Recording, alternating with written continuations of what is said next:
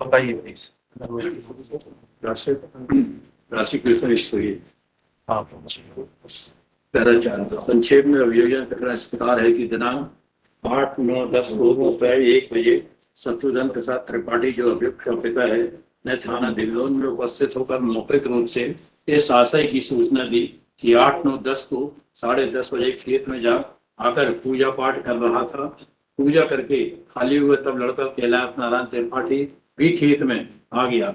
छोटे बच्चे को लेकर कमरे तरफ चला गया। तब लड़का कैलाश नारायण त्रिपाठी आवाज लगाया। उसकी आवाज सुनकर वह और उसकी पत्नी ने जाकर देखा तो उसकी बहू ललिता चारपाई पर लेटी थी।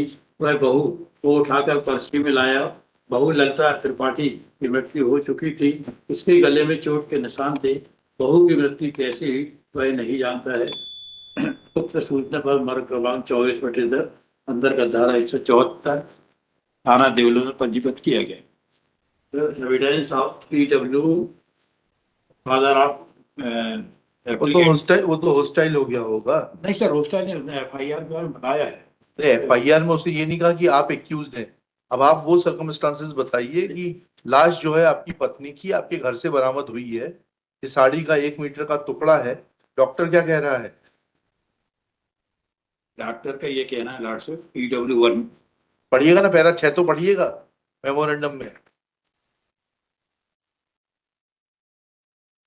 अनुसंधान के दौरान साक्ष्यों के कथन अंकित किए गए। Yes sir. किए गए। आखिरी में लाश का पंचनामा बनाने के बाद साक्षियों को नोटिस दी।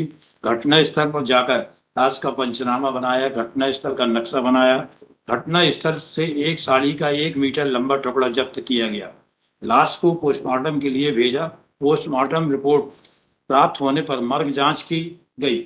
मर्ग जांच के दौरान मृतका की मां प्रेमवती, पिता देवेंद्र प्रसाद के कथन अंकित किए गए, जिससे यह प्रकट हुआ है कि मृतका का विवाह और गौना 2004 में फागुन माह में किया गया था। शादी के 2 वर्ष के बाद से कैलाश ललिता को कूलर, अलमारी, मोटरसाइकिल की मांग कर उसे मारपीट कर प्रताड़ित करने लगा।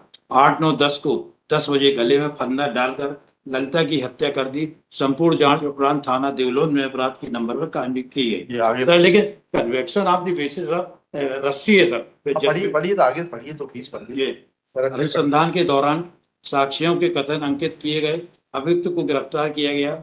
उससे 27 साक्ष्य अधिनियम के अंतर्गत पूछताछ करने पर उसने यह बताया कि 8-9-10 को सुबह 10:30 बजे उसने पत्नी से बोला कि तुम्हारे पिता ने दहेज में मोटरसाइकिल, टीवी नहीं दिया है, ऐसा भी नहीं दिया।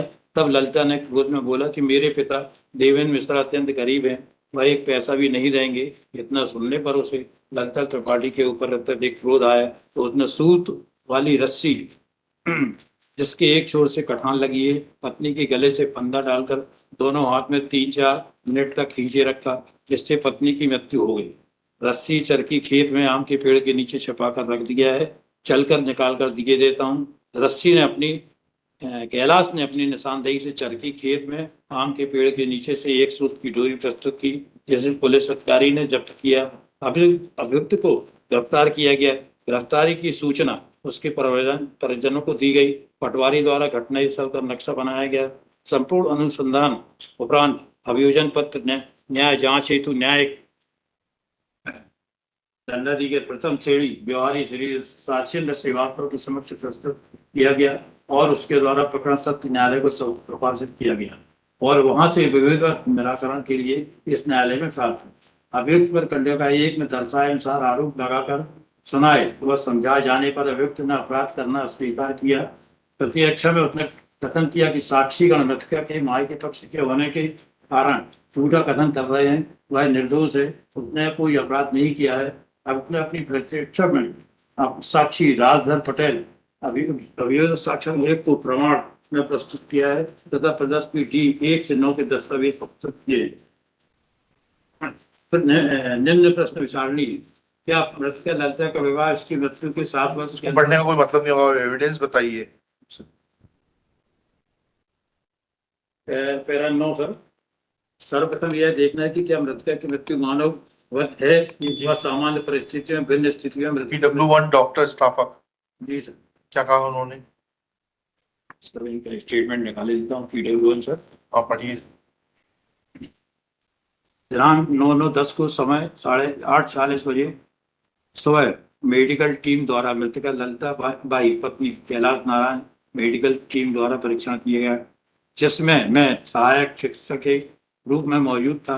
मेरे साथ doctor SK Gupta medical officer project officer जेलोन भी इस टीम में शामिल थे। हमारे सब परीक्षण प्रतिवेदन में निम्नलिखित जानकारी प्राप्त हुई है। मृतका की बॉडी स्थित अवस्था में लेटी हुई थी। उसके हाथ और पैर ठंडे थे तथा गर्दन के ऊपरी हिस्से में इकाई मौखिक मोसिस एवं ड्रेसिंग गले में एक ब्रूजिंग प्रेजेंट थी। गले में एक लीगेचर मार्क था जो थायराइड कार्टिलेज से लेकर ऑस्टराइड प्रोसेस तक दाहिनी तरफ था। उसका रंग लाल था, 6.5 इंच लंबाई में था। दूसरा लीगेचर मार्क गर्दन के बीच में 1 सेंटीमीटर की ऊंचाई में थायराइड कार्टिलेज के पीछे गर्दन की ओर गया था। जी,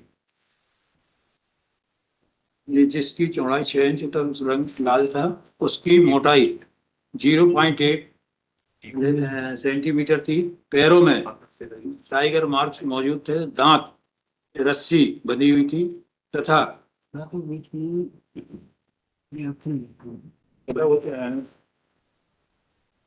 हाथ के नाखून नीले रंग के थे। गर्दन का सरगम फिक्स 12 इंच का था। शरीर का आकार औसत था। गर्दन पर जो निशान थे वे पूर्ण बताए गए दिए गए हैं। पाल और के झिल्ला कंडेंसर था। मारेक और बेडरू कंजेस्टेड थे तथा पेट गियर एग्रेस मौजूद था। पर्दा पसली और केमिकल था। फुसफुस स्वस्थ था। कंठ और श्वास नली दबे हुए थे तथा कंजेस्टेड थे। दोनों बाई फेफड़े कंजेस्टेड थे। हृदय राइट साइड में रक्त मौजूद था तथा बायां चैम्बर खाली था। बड़ी खून की नलियां बड़ी। रिलेवेंट पढ़ें कि आप पूरी गाथा पढ़ेंगे? जो रिलेवेंट है वो बताइए ना। जी sir. What proves your innocence? Paragraph 5 sir. Paragraph 5 में उसने कह दिया मैंने फांसी लगाकर, तो इसमें आगे आया है, मैंने फांसी लगाकर आत्महत्या कई सब अपनी सेवा के दौरान देखा है। पोस्टमार्टम भी किया है। फांसी पर लट जाने वाले मामले में लिगेचर मार्क थायराइड के ऊपर होता है, जबकि गला घोटने वाले मामले में आमतौर पर वाटर राइट के लेवल पर लिगेचर मार्क होता है। इस मामले में दोनों लिगेचर मार्क थायराइड के लेवल पर थे। हालांकि बाईं और दाएं पर यह ऐसा कोई कठोर नियम नहीं है कि इस मामले में लेक्चर मार्क पाया गया और वे मात्र मानववत ही यही हो सकते हैं। आत्महत्या वाले मामले में भी हो सकते हैं। वैसे लेक्चर मार्क आत्महत्या मामले में भी हो सकते हैं। Para 6 sir. पुलिस द्वारा शव का परीक्षण करते समय साड़ी का कोई टुकड़ा भेजकर यह नहीं जानना चाहा था कि साड़ी के उस टुकड़े से ऐसे गले के लेक्चर मार्क आ सकते हैं है या नहीं। पुलिस ने शव के साथ ऐसा कोई भी विवरण तो नहीं भेजा था कि मैं यह बताया गया हो कि शव के पास लगभग 1 मीटर टुकड़ा साड़ी का पड़ा था। शव परीक्षण के समय मृतका के शरीर की लंबाई और शरीर का वजन उसकी जानकारी नहीं ली गई थी। पुलिस ने शव परीक्षण के बाद भी मेरे पास कोई रस्सी अथवा धोती का टुकड़ा लेकर यह जानने का प्रयास नहीं किया गया कि मृतका के गले में जो लिगेचर मार्क है मैंने इन वस्तुओं से आ सकते हैं या नहीं। यह सही है कि शव परीक्षण के समय देखे गए लक्षणों के मुताबिक मृतका की व्यक्ति 9:30 बजे दिनांक 8/9/10 को सुबह हो सकती है। पैरा 7 यह गलत है कि राइगर सर मार से 12 घंटे में सिर के पैर तक पहुंच जाता है, बल्कि सही यह है कि 12 से 24 घंटे में सिर के पैर तक पहुंच सकता है। यह कहना गलत है कि 12 घंटे के अंदर टाइगर सर सिर के पैर तक पहुंच सकते हैं, बल्कि इसमें 12 से 24 घंटे पहुंचते हैं। यह परिस्थिति मौसम मृतक के शरीर की बनावट, मृतक के शरीर पानी में है या हवा में है। पैरा 8 सर, यदि कोई व्यक्ति रात को 1 बजे मरता है तो उसे अगले दिन 12 बजे बताना क्या चाह रहे हैं वकील साहब? दिन तक बताना क्या चाह रहे हैं? जी सर, बताना क्या चाह रहे हैं? आपकी हाइपोथेसिस क्या है? वो कैसे मर गई?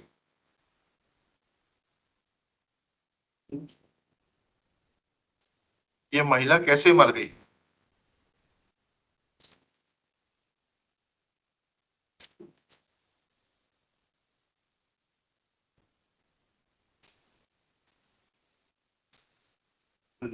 सर इसमें ऐसा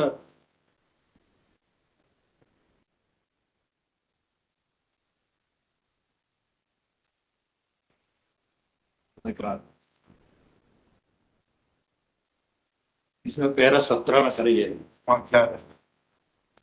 यह बात सही है कि रक्त के रंग परिवर्तन के आधार पर चोटों का अवधि का निर्धारण किया जाता है।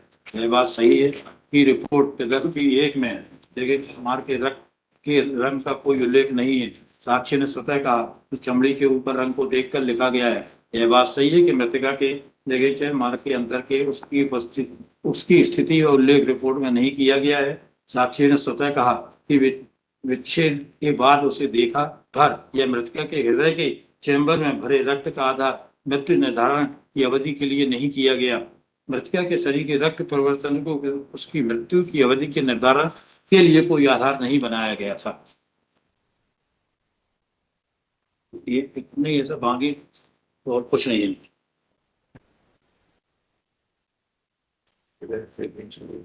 नहीं, आपका ऐसा कहना है आपका कि उसने सुसाइड किया था? नहीं, पेताड़ित वाली जो बात नहीं, सुसाइड किया था, आपका ऐसा कहना है क्या? केस तो सोसाइटी का है डॉक्टर साहब, इसमें सर जी उनके पिता का लाश कहाँ कहाँ लटकी हुई मिली थी? सुसाइड का नहीं, लेकिन उसकी इसमें जो बयान है वो पढ़ के आपको ऑनलाइन कि जो पिताजी के बयान है, जब लड़के की आवाज है और जो पिताजी जब वहां पहुंचे और 2 आदमी पहुंचे थे वहां पर। सवाल ये पैदा होता है कि अगर फांसी लगा के स्वयं से मरी है तो लाश तो कहीं ना कहीं लटकी मिलती। हाँ, लाश को तो सर अब आप और इन आपका लोग आपने जो रिपोर्ट करी उसमें था कि खटिया में पड़ी थी। लाश को सर उसने उतार के खटिया पे डाल दिया, किसने कहा? किसने? लेकिन किसी ऐसी ने नहीं कहा, किसने कहा है ना? ये बताइए ना। ये किसी ने नहीं कहा। आप लिखे, जो आपके फादर हैं उन्होंने बयान जो रिपोर्ट लिखाई है हाँ सर, उसमें ये लिखा नहीं था था कि मैंने उतारी लाश। बहू पड़ी हुई थी खटिया पे, तब फिर बेटे को बुलाया, चुपचाप खड़ी थी, पड़ी थी बहू। ये कहीं आप नहीं लाए कि इसको हमने लाश को उतारा है। चक्कर ये है ना। जी सर।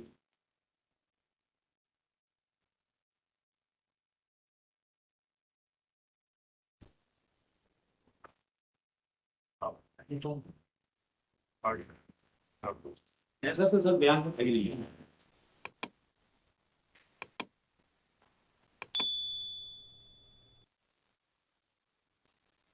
हाँ, ये जरूर आया, उनके पिताजी भी बोलते हो कि ये